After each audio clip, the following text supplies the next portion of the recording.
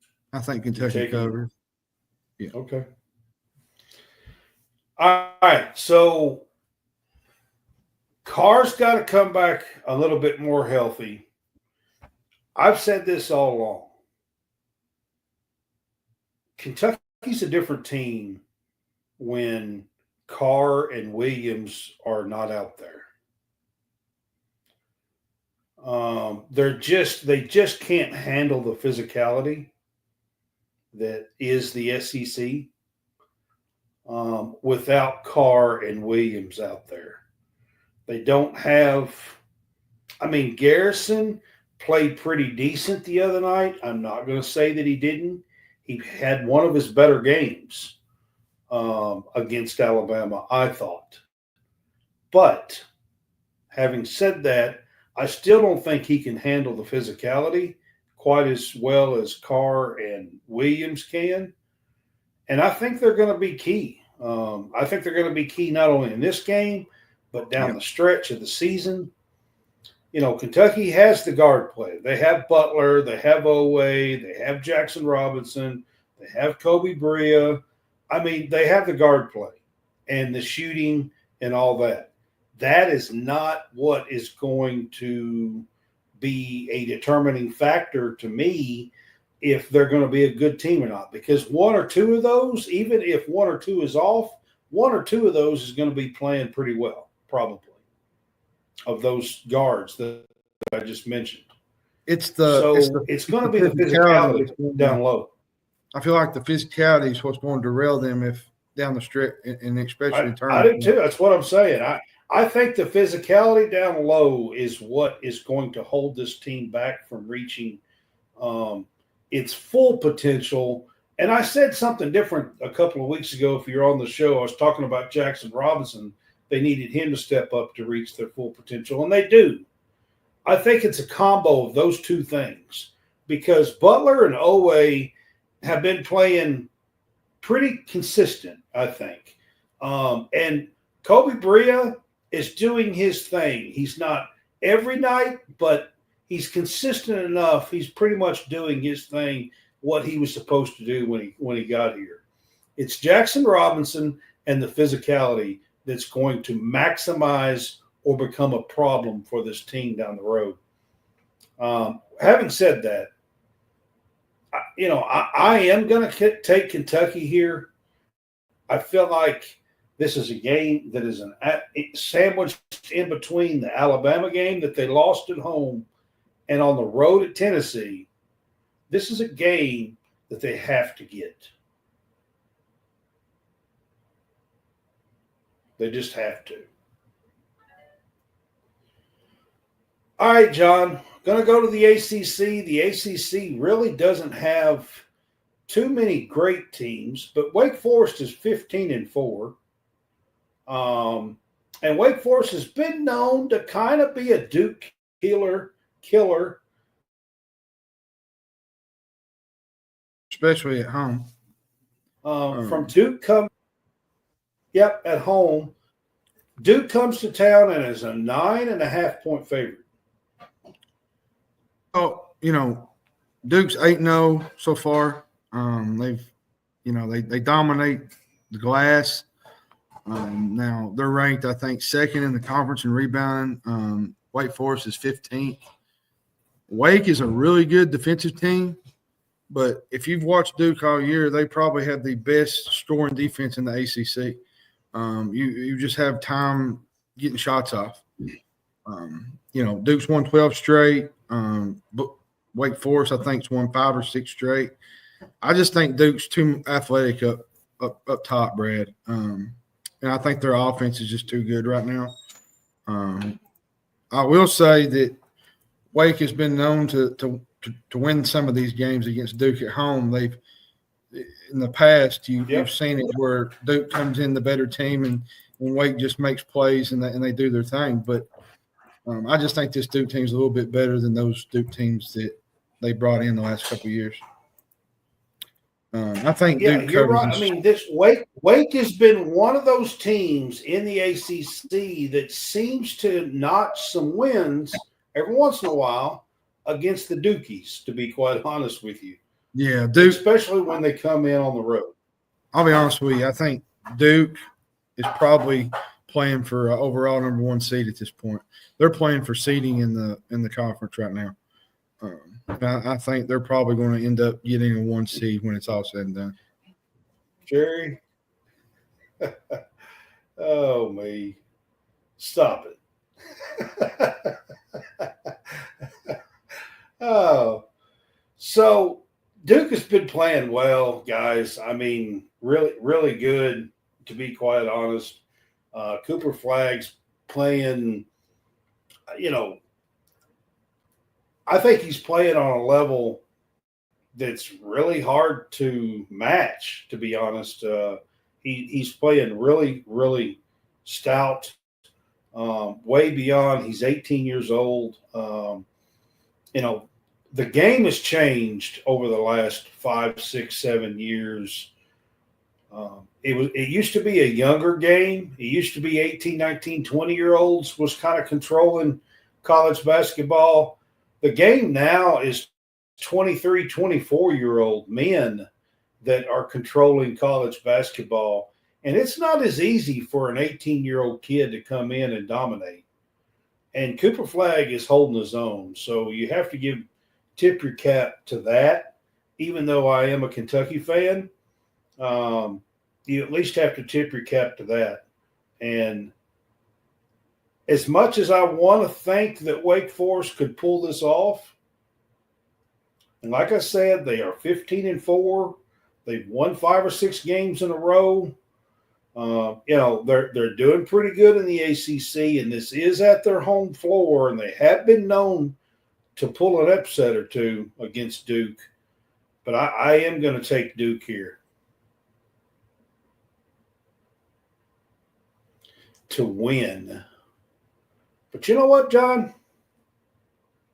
I might take Wake Forest in the points. That means they have to win by 10 or more. So I think I'm going to wind up, as far as a better, I think I'm going to take Wake Forest in the points.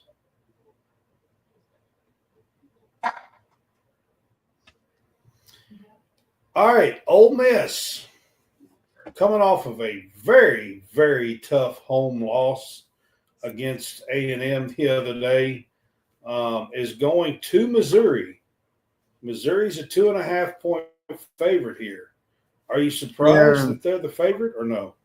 Not really. I mean, Missouri's really, really good. They got Tamar Bates. He's playing really, really well for them. Mitchell in the middle is playing really, really well. They've got a good nucleus of players, and what a job Coach Dennis Gates has done. They was 0-18. Was it 0-18 last year? They come in and they've really turned it on. Yeah, got ranked this past week. Now they did lose the other night to Texas, which was a tough loss on the road. This is going to be a really underrated game. Both teams like to play really good defense. Both teams like to play physical. This should be an interesting matchup. With that said, I think I'm going to take Missouri here, Brad. I like them at home. They're playing good at home. Give me Mizzou. 2.5 here. All right, Mizzou does play really well at home. I mean, they're one of those teams that seem like they play so much better at home than they do on the road. And with this being at home, that gives them a big advantage here. Although I do like this Ole Miss team. Yeah, I do too. They got some really good players in Jalen Murray, Brakefield, Padula, the transfer guard from Morrell. Morrell. They got a really good nucleus of players, and they really get after you defensively. If you didn't watch them, a couple of weeks, was it a week or so ago? They put the brakes on Alabama in Tuscaloosa. They did, in Tuscaloosa. If they can go on the road and win in Alabama, they can go on the road and win in Missouri. So I just think that's where I'm I just at. think I just think it's I'm going to take Ole Miss. I just think too, Brad. It's the SEC. You go from one extreme to the next. You play one good game, and then you got to go right back and play another elite game here. Like this is a absolute gauntlet every single night, and you got to be ready for war every night. You strap on the shoes and get on that court. It's a I do battle. know this: they got to score more than 62 points, which is what beat They them do. the other night. They do. And here's another question. I want to ask this about the A&M ending. What was Ole Miss doing? They had a timeout left in their back pocket, and they tried to force a shot. I mean, it was just I don't know. it was out of control. The whole ending was the weird. whole ending was A&M over from the 3-point line, and they hit one to win it. yeah, all night long, and they hit one to win it. All right, John, this one blew my mind when I looked this up. This game is in Lawrence. How in the hell? I don't think I have ever, since we've been doing this, I don't think I've seen this, John. Kansas is not favored at home. Well, and Houston's really not been tested in the Big 12 yet. This will be a big one for them. They have Kansas. You got to think they're 9-1 at home. Houston's probably not going to go undefeated in Big 12. Is somebody drunk at DraftKings or what? I'm going to tell you, I think Hunter Dickinson is a matchup nightmare for this team. I just don't get it. If you try to double that guy, they got some guys that can shoot the three. Mayo, DeJuan Harris. I think AJ Storr is a big. AJ Storr seemed to woke. I think he woke up a game or two ago. Yeah, he's not had a great year. Now he did shoot really well against TCU the other night. I think he's an X factor in this game. And like I said, Houston's really not been tested on the road in the Big 12. And I think this will be the one that they finally get that test.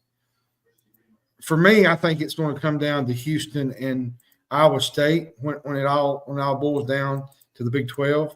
But you can't leave out Kansas because Kansas at home is a different animal. When you go to Lawrence, it's a different game. I mean, has DraftKings ever paid attention to what goes on at Lawrence? I mean, the crowd's there, the atmosphere, the record. If you're telling me, I know Houston's a good team. I get it. I know they are. And Houston might win this game. But if you're telling me that you're going to give me Kansas and 2.5 points at the Fog, I'm probably going to take it. I'm taking it. I'm taking it. Yeah. And I tell you too, another thing that's key in this is I think they're 3-1 against Houston. That's another big thing going for Kansas. So, yeah, that's what I said, Jerry. They haven't really played anybody to this point that have challenged them in the Big 12, and I think that starts tomorrow when they go to Lawrence. I think somebody's drunk at DraftKings is what I think. I mean, and I'm just not beating around the bush about it. All right, UConn at Xavier. Xavier's a 1.5 point favorite at home. UConn has struggled. Let's be honest. They have. They've not been UConn, I'll say. But I'm going to say this on this other end of it. Xavier cannot finish games, Brad. Had a double-digit lead against St. John's, could not finish it. I think they're going to be highly motivated in this game. It's going to be a packed house at the center. And UConn's not really played well on the perimeter. They're last in three-point defense, which is not normal under Bobby Hurley. Xavier's second in the conference, I think, in three-point shooting. And Bobby Hurley, by the way, Bobby Hurley has lost his mind. Well, and two, Xavier, if you remember in the last game, they shot 54% from three. Wait a second. And almost beat. I said Bobby Hurley. Dan Hurley. Dan Hurley. Bobby Hurley. What the hell?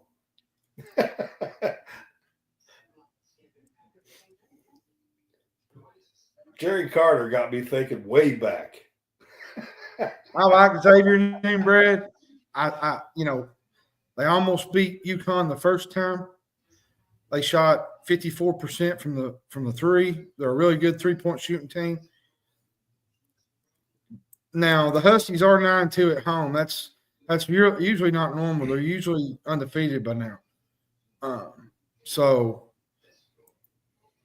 Which this ain't a home game. This is a away game. I was just mentioning the fact that the Huskies are 9-2 at home, but this is going to be a tough environment for Connecticut. How will they respond after? I mean, let's be honest. That Butler team that they struggled with the other night is really not that good of a team. They're not.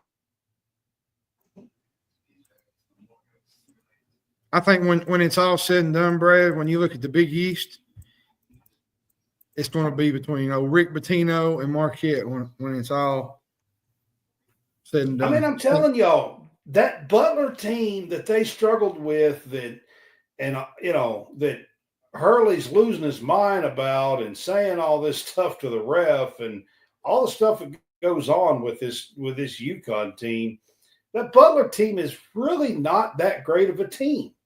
I think Xavier's better than Butler. Only thing that concerns me about Baylor, Brad, is they don't know how to finish games. Can they finally finish a game? They get a lead on UConn. Can they finally put a team away? That's where I'm at with this, because this is a really good Xavier team. I'm not impressed with UConn. I'm not impressed with Hurley. I don't know what has happened to him. I think, all these teams coming after him and throwing money in the offseason has made him lose his mind, to be quite honest with you. And I just think that this is not their year. I'm going to take Xavier at home.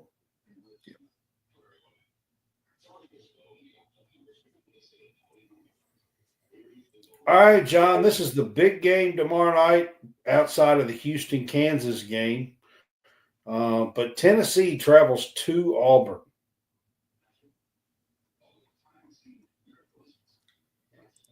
Is Auburn the best team? Is Auburn the best team? Just to go ahead and say this on the show, even if he is the best coach, what the hell does that mean?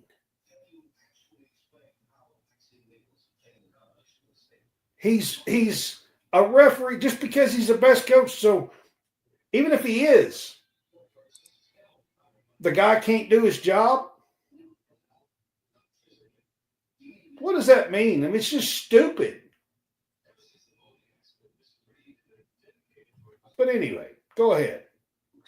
Auburn's probably one of the best teams in the country. No Johnny Broom, no problem, seems like, Brad. Janai Broom. They're 2-0 without him. Now, his status, I don't know, was up in the air. They said it was a game-time decision. Now, if he does not go, I think Tennessee will cover this game. If he does go, I don't think they do. I think they're still good without him, but he makes them a totally different team when he's in the game. If they're going to struggle at Vandy and lose by one at Vandy, there's no way they win this game. I just don't see how they could possibly win this game. That's why I'm picking Auburn. It's hard for me to trust them in this particular situation. They've dropped their last 3 road games against the spread. They got whipped at Florida back early in January. Auburn's got a really good, efficient offense. And Tennessee's offense is not that great. Now, There's times where they go through laws where they don't score. And if they do that tomorrow, Auburn could put a good old-fashioned butt kick into them in the jungle. And it could get worse than the Florida game. Let's be honest. So give me Auburn in the points.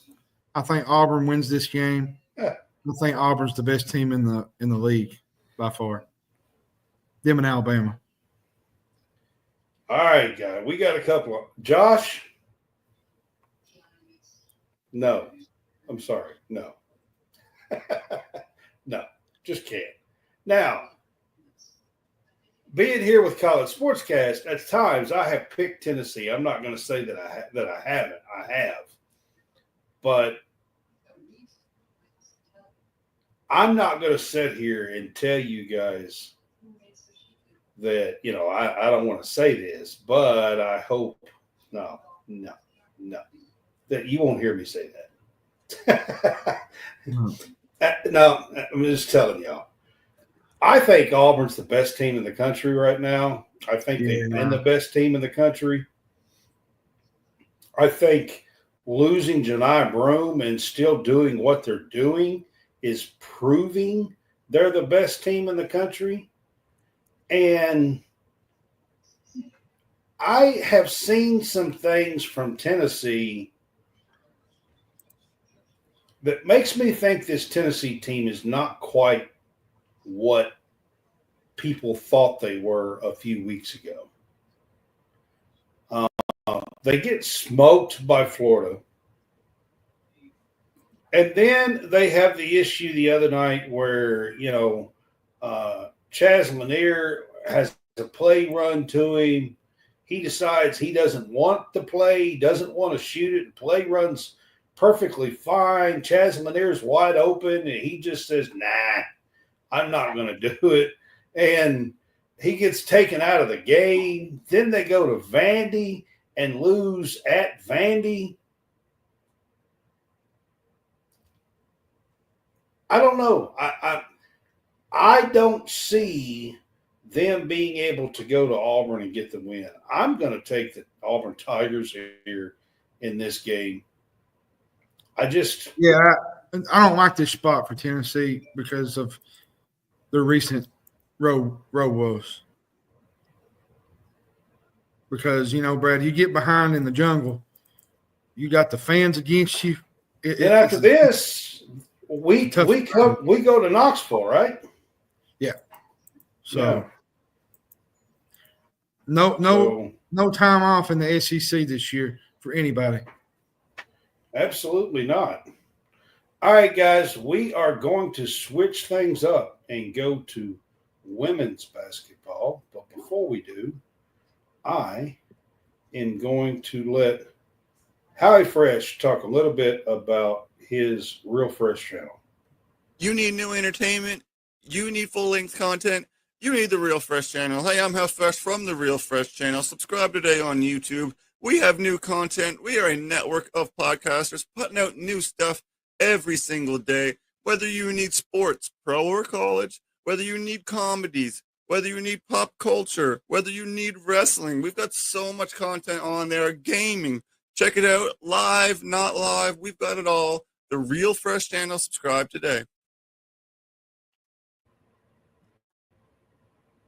All right, guys, that was Howie Fresh. He is writing the Stadium Rant with us and doing a bunch of NFL stuff and coverage, and he has a great, absolutely great, if you are a bettor, he has a great show where he does the weekly picks and has an absolute fantastic record, like 70% winners. So, I mean, he is fantastic. Check him out on the Real Fresh channel, and Fresh Takes is the name of that show. All right, got to give Howie a shout out. Haven't given him one for a little while. So the first game we're going to talk about on the women's side, John, is Michigan State at Michigan tomorrow on Saturday. This is kind of surprise. I mean, both of these teams are having a better season than what I think was expected. Yeah, Michigan State is 16-3, playing really, really well. They're 6-2 in Big Ten play. They got some really good athletes. They got the junior forward in the middle, Grace Van Sluten. She's playing really well. On Michigan side, you got Silas Swartz. I think she's second in the team in scoring. Olivia Olson's really, really good. Jordan Hobbs is a really good senior guard from Michigan. Michigan's sixth in the scoring offense in the Big Ten. I think they're averaging over 80 points. This should be an interesting game, and I will say, it being at Ann Arbor, I think I'm gonna go with Michigan in this game. If you've not watched Silas Swartz play basketball, you're missing out. She's a freshman, by the way, and playing really well. She's really, really good. So, give me the Wolverines. I think they win this game against Michigan State. Yeah, I mean, I like this Michigan State team. They have played really well, but I'm going to be honest with you. It's going to be tough going into Ann Arbor with the way this team has played and the freshmen has played for Michigan. They've just had a really, really good season. I'm going to take Michigan as well in that one. All right, this is Sunday. Number 1, UCLA is going to number 8, Maryland. Top 10 matchup here. Now, Maryland did lose a bench piece. 10-point score. Mm-hmm. So, this Maryland team is not going to be at full strength. Mm-hmm. Do they have a shot against the number 1 team in the country? It's going to be tough. Lauren Betts is playing at a really elite level right now. Like I said, their coach, I can't remember her name at UCLA. I said she was probably one of the coach of the year this year. Should be interesting to see how they respond losing their key player. I'm trying to think what the girl's name was. Was it Sellers or McDaniel? I think. Yeah, I think it was McDaniel, wasn't it? Yes. McDaniel's the one. Now, Kayleen Schmickel is leading the turf. Allie Kubik. I think Shine Sellers is out too. She's got a messed up knee. Betts is playing at a really high level, like I said, with Kiki Rice. Kiki Rice is really, really good. Her and Betts together. I think I'm going to take UCLA here. I think Maryland's going to miss McDaniels' presence. Yeah, I think so too. I mean, I think that's going to hurt this Maryland team. They were undefeated up to about a week or so ago. They have lost since then. This is probably going to be another one. It's going to be tough with the number 1 team coming to town. Yeah. UCLA is still undefeated. And it's going to be a tough one. I'm going to take the Bruins on the road in this game. Another one we're going to talk about, John, on Sunday is Duke goes to Georgia Tech. Yeah. Georgia Tech is having a really good year.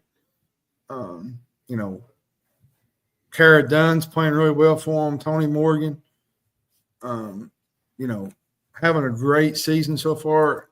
And Duke's having a wonderful year too. They whipped SMU the other night. This Duke team is a fun team to watch. If you've not watched Duke play, you're missing out. Kara Lawson has done a fantastic job coaching, with Duke. She is, I think, she's one of those just under the radar from the top-notch coaches that a lot of people don't really know that she's that good of a coach. I think this is how you say it. I don't want to butcher her name. Is Danny Carnegie. She's from Georgia Tech. I think early in the year she had 28 points against Syracuse early. So This Georgia Tech team's fun to watch. It's in Atlanta. This could be you could probably put this on an upset watch, especially this Georgia Tech team, the way they run, the way they play. I think I'm going to go Duke, though. I just think Duke has the better team when it's all said and done.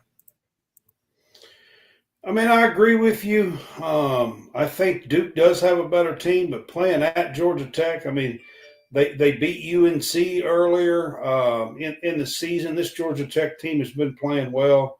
I'm gonna take them at home, I think, in this one, and kind of mix it up here a little bit. I think this is going to be a close one that could go either way, to be honest. Mm-hmm. All right, number 7, Texas is going to Ole Miss on Sunday, and John, this Ole Miss team was ranked early. They played some tough teams. They're also going to wear. I read earlier they're going to wear throwback jerseys in this game. Yeah. So, Madison Scott, KK Deans, this Ole Miss team has some talent. Yeah, and can they match up at home with Madison Booker and Roy Harmon? Well, I mean, they've won back-to-back SEC games. They beat Florida, beat a really good Mississippi State team. Yeah. I think they're 13-5. Texas is coming in off a win over Tennessee, 19-2. I think it's a great opportunity for Ole Miss to put their name in the hat and pick up a quad one win when it comes to the tournament play. They got a really good coach as well. I love her as a coach. She's probably one of the most, I think, underrated head coaches in the country. McCoon, I think is how you say it. Yolette McPhee. I think that's how you say her name. I don't want to butcher her name, but she's a really good coach. I'm not good with kind of. She's a really good coach for them. She's very energetic, very she's got them back into the spotlight. I think, what was it, Brad? They had them last year before they went to the was it Sweet 16 maybe, I think? Yeah. Yeah, I think they did. So, yeah. She's doing some good things there. But I think Texas just has too many weapons. Texas is playing at an elite level right now, and I really love this Texas team. Schaefer, Tennessee hung with them the other night. Coach Schaefer's a fantastic coach. Yeah, he is. But Tennessee hung with Texas the other night. Tennessee, I mean, they just got beat by 4. They did. Last night. Yeah. So this is a game that could surprise some people. I am going to take Texas because I think Texas has that team that's trying to make a run for a Final Four or more. Yeah. I'm not sure Ole Miss has a Final Four team. I think if they can play it out at best, I think they might be a Sweet 16 team. Yeah, I agree. Something like that. But at home, could they pull out a surprise here? It's possible. It's possible. They're going to have to play their game because Texas is you can't. KK Deans, Madison Scott, a couple of others that they have that are really good players is going to have to play well in that game. Yeah, they have to step up. Yeah. All right, John. Baylor is at TCU. TCU got upset a couple of nights ago by Oklahoma State by 1 point as well, and they had been rocking and rolling. I think they were like 19-1 or something. Man, it seems like when you talk about Baylor, you talk about Brittany Griner and the legendary teams that they had. It just seems like they've kind of slacked off a little bit. But here's the thing, John. They're not ranked. They don't get any love. And people still want to go all the way back to the Brittany Griner days to think about them. But they're 16-3. Yeah. And I don't know if you guys remember Jada Walker. Yeah, she played for the Cats. Jada Walker played 2 years for the Cats. She is still at Baylor. She transferred. She is a fifth-year senior. She is still the little point guard down there on this Baylor team, and she's going to be going up against Haley Van Lith here in this game. I mean, it's going to be a really good point guard battle. Yeah, it's going to be a tall task for Baylor.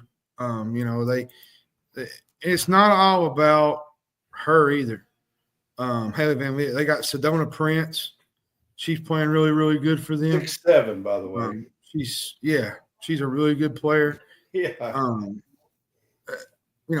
They just lost to UCLA. I think it was a couple of nights ago. Was it Baylor lost to UCLA?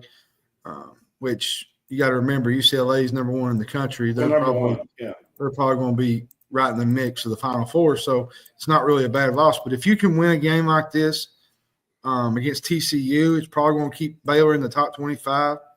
And then they have a stretch where they play a bunch of unranked teams, which I think will kind of build their resume and build their win totals to get them into the tournament. I think this Baylor team's probably going to be in the tournament. Now, whether they go to the Sweet 16 or whatever, that's another thing. They got to improve. But I like this Baylor team. I think they're a good team. I think that it's just not the glaze. Jada Walker was the point guard on the Kentucky team that beat South Carolina in the tournament in 2022, SEC tournament. I just think Baylor's lost its flash a lot in the last few years, but they're still a good program. That's nothing to take away from them. They're a good program. I just think it's not the flash that we've seen. I'm going to give this one to Haley Van Lith and TCU here in Sedona Prince because it's at home and they're coming off of a loss. I'm going to give them the bounce back here, but I'm going to be honest with you. It would not shock me if Jada Walker and the Baylor Bears come in and get a win here. Mm-mm. All right, John. I'm going to give you a chance. I left out a couple of games that you kind of put on a list. You can go men's or women's, or we can do a couple of men's, and we can do a couple of women's. I'll do these women's with the FSU North Carolina.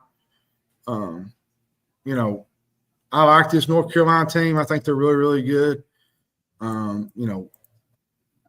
FSU, everybody thought really FSU was going to have a great year, and it just seems like they've kind of not done so great once they've gotten to ACC play. And, now the Tar Heels, on the other hand, are a really good basketball team. I think they got to go. I'm trying to think the girls. India Navarre is really, really good. Donarski. North Carolina's got a pretty good basketball team. God dang. You can't forget that one. And then they got Kelly, Renee Kelly. This is a fun one. I will tell you what, God dang, she plays that way too, by the way. She does. I got North Carolina here. I think they take care of business at home. I like the Tar Heels at home and Vandy at Alabama. Yeah, you said Vandy, Alabama was another one. I love this Vanderbilt team. All the girls. I think they're really, really good. It's hard to not notice the two girls that are in the backcourt for Vanderbilt. Michaela Blake, she's really, really good. She's a freshman. Alabama's got a really good team. Shea Ralph is one of the best coaches in the country. They've not made the tournament since 2014. They didn't do real great her first 2 years. Now they did. They're coming on though. I think they made it in the first 4 in 24. I think they to Baylor in the first round. But overall, I think this is a really good Vanderbilt team. They beat Tennessee last week, or this past week. Alabama's really good. Alabama's got some really good players on their team. Barker. I'm not for sure if she's playing right now.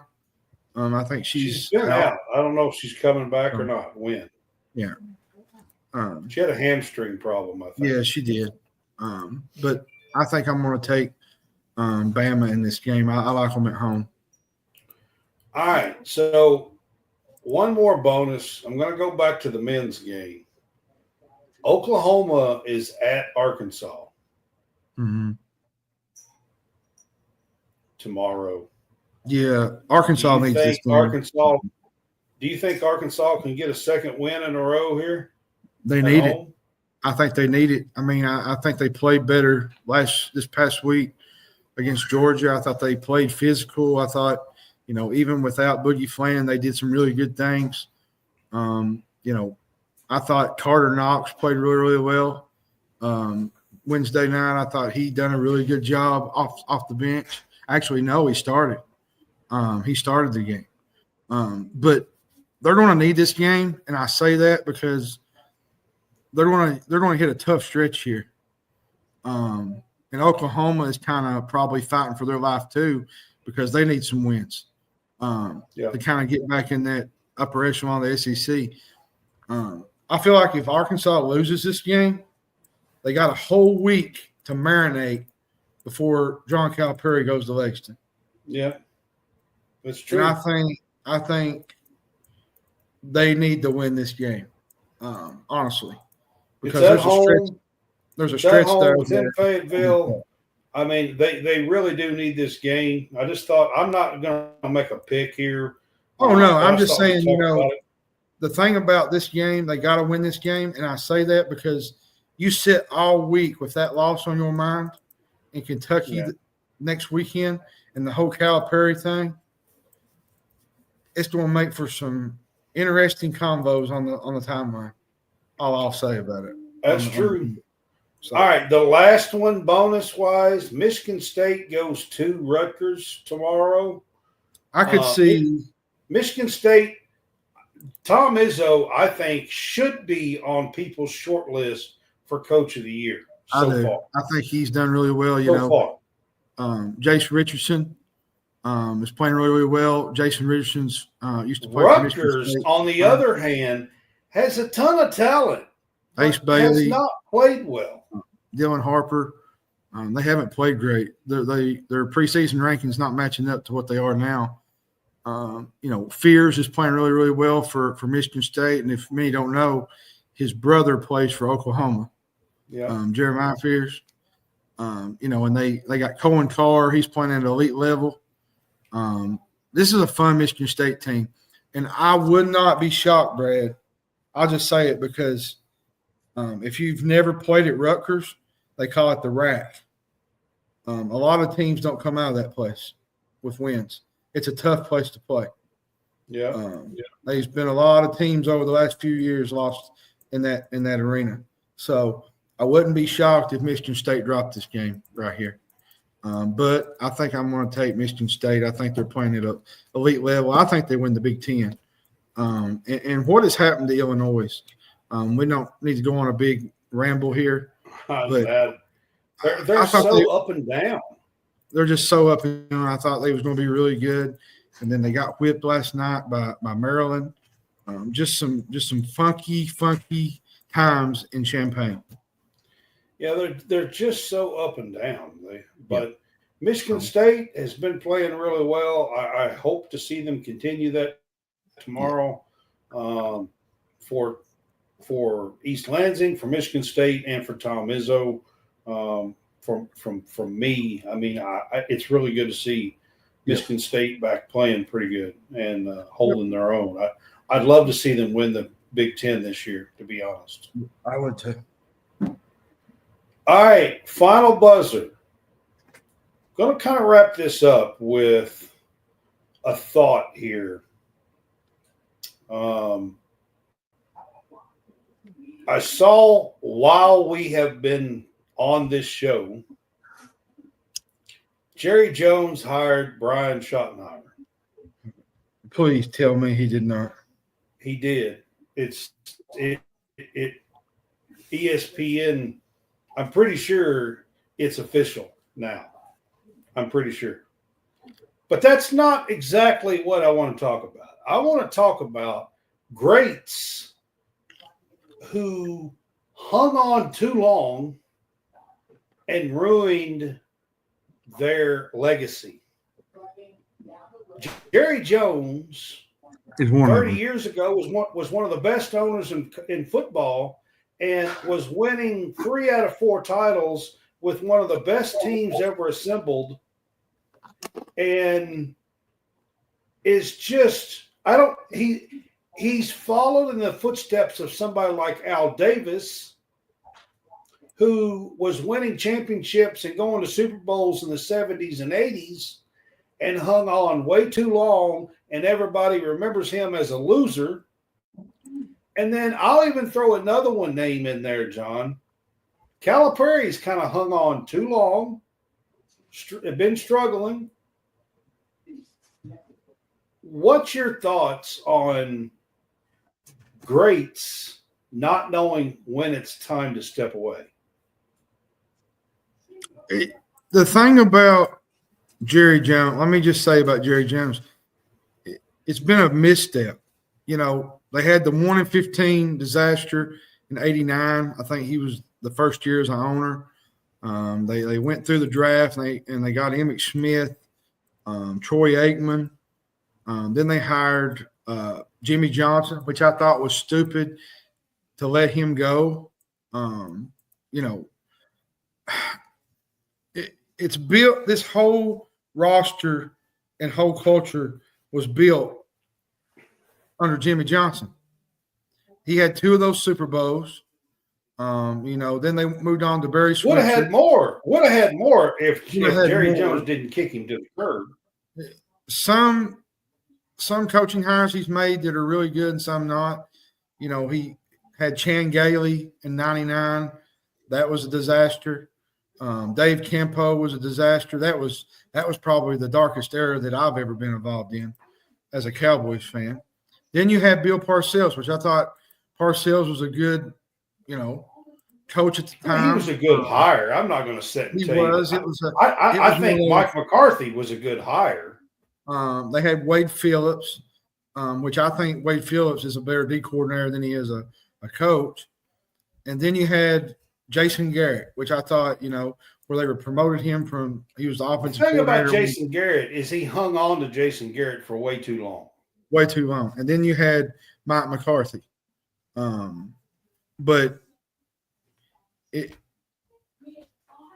been more than 30 years, Brad, since Jerry Jones has been able to really – he's trying to pick and figure out how to put a winning team. John, let me ask you this about the Brian Schottenheimer thing, okay? Schottenheimer's been there. He was the OC. However, they didn't allow him to call the plays. Yeah. They fired Kellen Moore. And instead of trusting Brian Schottenheimer to call plays, Mike McCarthy took it over. Mm-hmm. So if you didn't trust this man to call the offensive plays on your team, why in the hell are you trusting this guy to run the whole team if you didn't even trust him to call plays? The problem with all this, Brad, and I say this. That's insane if you really think about it. This decision was based on continuity. You know, and I think continuity of what? Losing? Well, that, and I think it's tied directly to Dak Prescott. You know, he has a $240 million contract. They don't want to change systems. You know, they didn't want to bring in a new offensive system. Continuity to what? Losing? My hope is that Schottenheimer will be able to pick up where McCarthy, you know, on the offense side of the ball. And I don't know. And his coaching, he's been coaching since the late 90s. Like he was, his dad was Marty Schottenheimer, if people don't know. Yeah. coached in Kansas City, Good San coach. Diego. I think. Marty Schottenheimer's. I'm not going to take anything away from the Schottenheimers. I'm not. Marty Schottenheimer was a good coach, good man. Well, I mean, majority of his time was spent, I think, with Seattle, where he was offense coordinator with Pete Carroll. And when they had Russell Wilson, I think they was top 5 in offensive. But again, Pete Carroll done a whole lot of the play calling. He did. I agree. But at the same time, I'm not real happy about this hire. But what can you do as a fan? You got to sit and take it, because I'm going to say this, and I'll kind of let you go on. The Jones family has ruined the Dallas Cowboys franchise and their fans. Well, but that's kind of where I wanted to start with this is, there was a time when he was at the top of the game as an owner and was extremely well thought of. Now, John, he's a punchline. Well, what he wants, Jerry wants all the control, and he wants a yes man.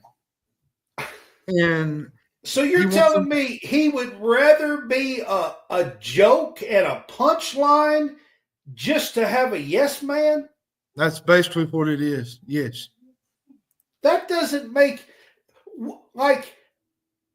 at what point in your own head do you just get the hell out of your own way? He's the owner. His team could be successful. He could sit back in his little box and be the owner of a successful franchise. But that's not what he's not only a successful franchise, but the Dallas Cowboys. But that's not what he's wanting to do. He's wanting to be the coach and the owner, and he's wanting to control everything. At what point are you smart enough to get the hell out of your own way? I just don't get it. Al Davis did the exact same thing for 20 years. Guess what? Jerry Jones, congratulations. You are now the Al Davis of the NFL. Congratulations. Wow. That's all I got to say. All right, guys, I'm going to wrap it up with that. This has been the final buzzer, College SportsCast, our game day pick'ems. Had a little fun at the end. John is a diehard Cowboys fan. I am. And I want to say this real quick before we log off. I'm a diehard Cowboys fan. I sit and say, well, I'll never watch them again. But that's not true. But at some point, there needs to be accountability. And there's no accountability in the front office. There's none. And they don't listen to just wanting to have to own a successful franchise. How about that? Then you do it with this kind of hire, he's the owner. He can cash in and be the owner of a successful franchise. I just don't get it. John must have ended or left, or I'm not sure. There he is. He's coming back. Jerry Jones cut me out. We'll just end on that note, Brad. I don't want to get into a big rant tonight because it's not even worth talking about at this point. All right, guys. We are happy to be part of Stadium Rant now. That's been at the top of the show the entire time in the right-hand corner, so we appreciate that. This has been College SportsCast Game Day Pick'em. Join us Monday night. We are going to be doing our Big Blue Hoops Cast show. We have a big guest on Monday night, Corey Price of the UK Sports Network. He is a statistician for football and basketball. He works for UK in the PR communications as well. He is fantastic with historian and statistics for Kentucky sports. Yeah, it'll blow your mind, honestly. He's fantastic, and he's going to be here to help break down a bunch of stats and things that he puts out on these two teams. We will talk women's and men's basketball. That's the reason why we're going to talk about what he sees, talk about the stats that he puts out, talk about the games of this weekend, and looking forward to March. So join us on Monday night, College SportsCast, the Big Blue Hoops Cast. We will have Corey Price with us from the UK Sports Network. Y'all have a good night. Have a good one.